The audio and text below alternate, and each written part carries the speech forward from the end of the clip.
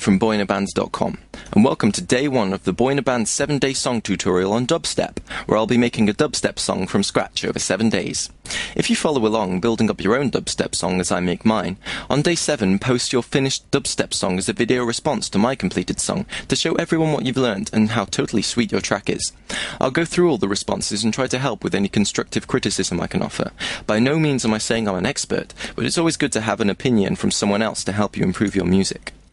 By the end of day 1, we'll have a totally sweet dubstep drum beat that we can nod our heads to. Okay, let's begin. First things first, make sure you've got a mastering suite, M-Class mastering suite, and a line 16:2 mixer in your rack. This will make mixing and mastering a lot quicker if you do this now. Okay, and also make sure your tempo is 140. The default is 120, so move it to 140 because that's the tempo of most dubstep, and it'll be easier for dubstep DJs to use in their mixes and sets. Okay, now let's get to work on this beat. Right-click the interface and create a combinator. Name it beat, so it's easier to see what it is in the mixer up here. And inside the combinator, right-click, create redrum drum computer. Now I'm just going to load up a dubstep kit I've made out of some samples from the Prime Loops Dubstep Producer Sample Pack, which is, shockingly enough, frickin' ace for dubstep. But if you're struggling to find some samples, head over to my website, boyinabands.com, click on the free samples category, and I've linked to a dubstep sample pack that's free that you can use there if you can't afford the one on primeloops.com. Okay, now let's just go through these samples I've got. I've got a kick, another kick, snare, snare, clap, hat, open hat, and ride. Okay, now these two kicks are actually the same sample, but this one I've taken the tone down, the pitch down, and the length down, so it's a shorter, sharper, beefier, kind of bassier sample, whereas this one has the tone up, the pitch hasn't changed, and it's got more length to it. So this is the kind of click of the bass drum, and by alternating between these we can get some cool kind of bouncy effects. With the snare, I've got this really kind of punchy snare with a lot of body to it in channel 3. This snappy snare that's kind of got a bit of high end in channel 4, and in channel 5 I've got this clap with a lot of high to mid that will really fill out the sound, and all three of those will really make a big snare. And it's really important to layer snares in most electronic music. So that's something to get into a good habit of doing. Okay, so let's make this beat. We'll start off by taking the steps up to 32, because we want to have I want to have a 2-bar loop. Okay, and to be able to put beats on different parts of this 2-bar loop, to move between 1 to 16 and 17 to 32 of the steps, just drag this edit step slider. Now we'll put one on the 1, 16, 17 and 21 steps for my beat with the bassy kick, and let's get playing that. Yeah, that's the start of our beat. And to really emphasize the start of those bars, I want to put the clicky snare on the 1 and the 17. Cool. Now the snares I'm going to put on the 9 and the 25, just in the middle there.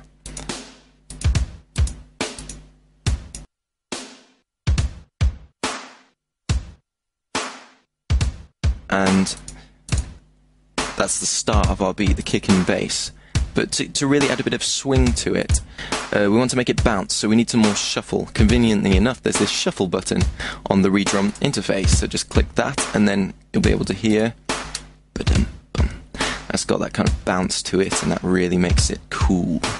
Yeah, head noddingly bouncy. Okay, now we have this kick-snare combination. It's time to add some high end. But first, let's copy this to the track. I usually like to make the low and high end on separate lanes, so I can easily do simple drops later on by taking out the high end. You just have more control over the whole track. So, make sure the beat track is selected, and right-click on redrum, and click copy pattern to track. It's near the bottom there. Now, if I switch to pattern number 2, to stop this playing in the inbuilt sequencer in redrum, and click the play button, there's our beat. Okay, and now we can get to work making the high end with our ride, open hat, and hat, closed hat. Now, let's start with the ride. 16 steps is fine for this, so just hit a ride on the 1 and the 9, and that just drives it along nicely. And let's get this open hi-hat on the offbeat, so that's the 5 and the 13 in this case. And that's kind of driving it along, making it really head noddy. I don't know if that's an actual word, but it is now. And next up, I want to add some hi-hats, but I want to make it really bouncy. To do this, there's several ways, obviously, but one way is to get this tripped up offbeat sound is to use triplets. This is when you place notes in third intervals over a 4/4 beat. Instead of 1, 2, 3, 4, that would be like 1, 2, 3, 4, 1, 2, 3, 4. It changes to, here we go, 1, 2, 3, 1, 2, 3, 1, 2, 3, 1, 2, 3, 1, 2, 3, 1, 2, 3, 1, 2, 3, 1, 2, 3. And that kind of makes it roll. It's really cool. So let's do some of that. So let's make a new note lane. Name this one kick and snare. And right click on the track and click new note lane. And this is high end. Now let's move what we've got here onto the track. Right click, copy pattern to track. And make sure you click Enable Pattern section here, so that turns it off because it defaults to on, and you only get the patterns that are being played here in the reason sequencer rather than the redrum sequencer. Okay, now let's go into this sequence that we've just made. Let's find where the notes are. There they are. And the hi-hat that I want to play with is just there. And click this drop down arrow and click 1/16T. Now that's triplets, the 16th triplets, which is what we want to play with. And then click the pencil tool, and we can start making this beat.